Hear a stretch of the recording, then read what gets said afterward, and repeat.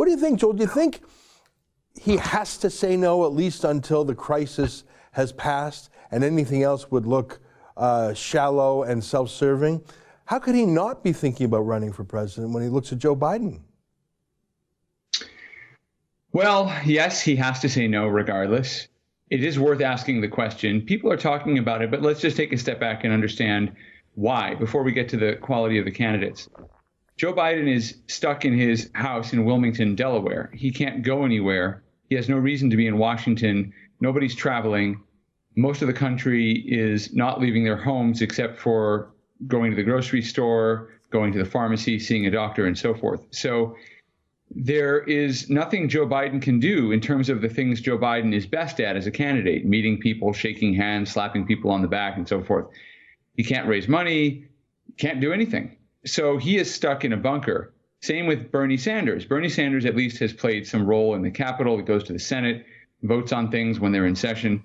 But he too is basically in Burlington, Vermont, unable to do anything. It hurts Sanders particularly because he depends on rally-style campaigning and door-to-door campaigning. So that's going to hurt Sanders and his organization. The only person who is a free agent is Donald Trump. And that's because he is expected to be running the country. And so while he's not out and about all over the place, he is there every day in the White House, whether in the briefing room or in the Rose Garden, and he is busy and in front of the nation.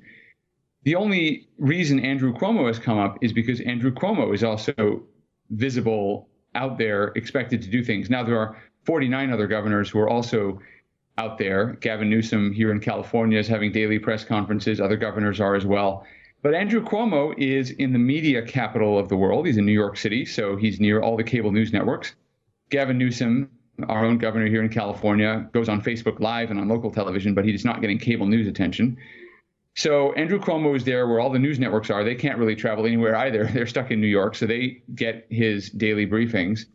And New York is also the epicenter right now of the coronavirus pandemic. The first early cases a month ago were all in Washington State and the Seattle area. But now New York City is the place where cases are spreading most rapidly. And so he's in the middle of it all. And he's the only Democrat who people can see doing something like what President Trump is doing. So the comparison naturally invites itself. The problem that Andrew Cuomo has is that he hasn't been running so far. He ought to have been running so far if he wanted to run. Bernie Sanders is still in second place, and he went on Seth Meyers' show from his home, as I believe Seth Meyers was from his home as well. And Bernie Sanders said yesterday, this is Monday, that he still believes there's a path to the nomination, that he can beat Joe Biden. So it's still very much a race as far as the two top contenders are concerned. I don't think they're going to bow out. I don't think their donors are willing to back off either. However, Democrats really do have a problem if Joe Biden is the candidate. He does not appear to be 100%, just to put it mildly. He stumbles on television interviews. He seems to check his notes, lose his train of thought, and it's just not clear what he's able to do. The other issue, of course, is just the natural advantage that any governor has in this situation. So it's possible Democrats might look at the upcoming primaries and say, look, we've had a lot of the votes already, but the majority of delegates is somehow still outstanding. I think it's a majority, or at least there are enough delegates still outstanding where we could in some way reset this process. Let's make up new rules. Yes, it involves changing the game as we go along, but that's not beyond them.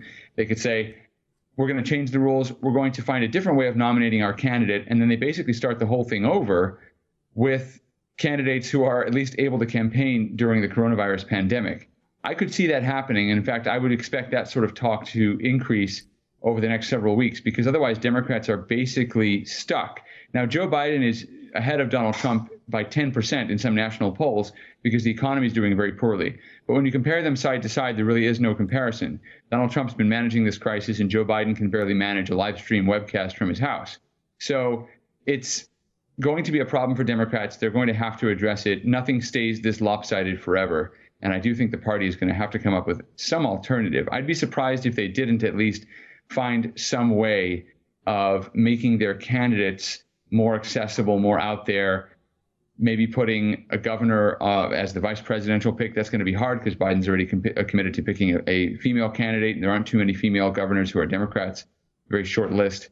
So we'll see what happens. But this is a big problem for Democrats, and they're right now having the same discussion you and I are having, which is how are we going to move forward from here? That's an excerpt from my daily show, The Ezra Levant Show. Every day I do a monologue on the news of the day, then I interview an interesting guest, and then I read my hate mail. You gotta subscribe. Go to rebelnews.com.